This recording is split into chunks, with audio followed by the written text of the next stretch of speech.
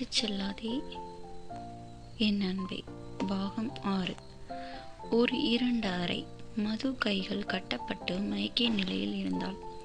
அவள் இப்போது சிரமப்பட்டு கண்களை திறக்கிறாள். அவளை சுற்றி 10 ஆண்கள். பயத்தில் உறைந்து போகிறாள். நான் என்ன செய்தேன்? என்னை ஏன் இங்கு கொண்டு வந்திருக்கிறீர்கள் என்று அழுது கொண்டே கத்த ஆரம்பித்தாள். நான் இப்போது எங்கே இருக்கிறேன் அப்படி என்று கதற ஆரம்பித்தாள். ஆனால் அவர்களிடமிருந்து ஒரு இகழ்ச்சி புன்னகை. இப்போது ஒருவன் முகம் மூடியுடன் வந்தான். முகத்தை திறந்து காட்டினான். அது வேறு யாரும் இல்லை, அவளுடைய HOD தான்.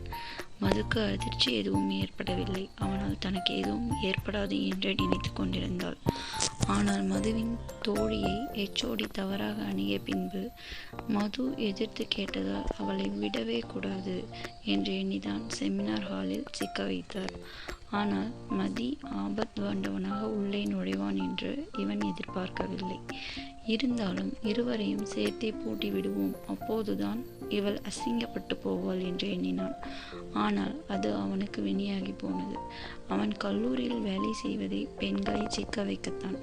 அவர்களை கடத்தி விற்று பெரிய கோடீஸ்வரன் ஆகியிருக்கிறான். இது யாருக்குமே தெரியாது. மதுவுக்கு நல்ல அழகு இருப்பதால் அவளை எப்படியாவது தூக்கிடணும் என்று நினைத்தான். ஆனால் அவன் திட்டம் சறுக்கிவிட்டது. மதி இங்கே நெருப்பில் நிற்பது போல் தவித்து கொண்டிருந்தான். CCTV ஃபுட்டேஜ் மூலம் காரை ஃபாலோ பண்ண ஆரம்பித்தான். ஆனால் கடத்தியவர்கள் அடிக்கடி வண்டி மாற்றிக்கொண்டிருந்தனர். எனவே மதி காவல்துறையின் உதவியை அணுக வேண்டியிருந்தது. மதி இந்த விஷயத்தில் தன்னுடைய தந்தையின் உதவியையும் எதிர்பார்த்தான். தன் தந்தையின் செல்வாக்கை பயன்படுத்தி அவர்கள் பணக்காரர்கள் என்பதால் வேலைகள் உடனே நடக்கும் என்பதால் எப்போதுமே கேட்காத உதவியை தன் தந்தையிடம் கேட்டுக்கொண்டான். அவர் கோயம்புத்தூர் கமிஷனரிடம் பேசியதால் இப்போது காவல்துறை உதவியுடன் சங்கிலி தொடராக எங்கெல்லாம் நின்று வண்டி மாற்றி மதுவை ஏற்றிச் சென்றார்கள் என்று எளிதாக கண்டுபிடிக்க முடிந்தது. கடைசியாக அவர்கள் மாறிய வண்டி கேரளாவை நோக்கி சென்றது. மது உங்களுக்கு எதுவுமே ஆகக்கூடாது என்று அனைத்து கடவுளையும் வேண்டிக் கொண்டிருந்தான். உள்ளுக்குள் உடைந்து அழுது கொண்டிருந்தான். கடைசியாக மாறிய வண்டியில் இருந்து ஒருவன் இறங்கி அனைவருக்கும் உணவு வாங்கும் பொழுது, இங்கே இருந்தால் மாட்டிக்கொள்வோம், நீங்கள் முன்னாடி ஹார்பருக்கு போங்க என்றான். மற்றவர்களும் இதுதான் சரி என எண்ணி முன்னால் விரைந்து சென்றனர். அப்போதுதான் மதுவின் மயக்கம் தெளிந்தது. மதுவின் மனம் தவியாய் தவித்தது. யாருமே நம்மை தேடப் போவதில்லை. நம்மை கடத்தியது யாருக்கும் தெரியாதே. நம் பெற்றோரை தவிர நமக்கு யார் இருக்கிறார்கள்? அண்ணன் தம்பி என்று யாரும் இல்லை. என்னை தேடி வருவதற்காக காதலனும் இல்லை. என்னை யார் தேடப் போகிறார்கள்? அவ்வளவுதான், எல்லாம் முடிந்துவிட்டது என்று எண்ணி கதறிக்கொண்டிருந்தாள்.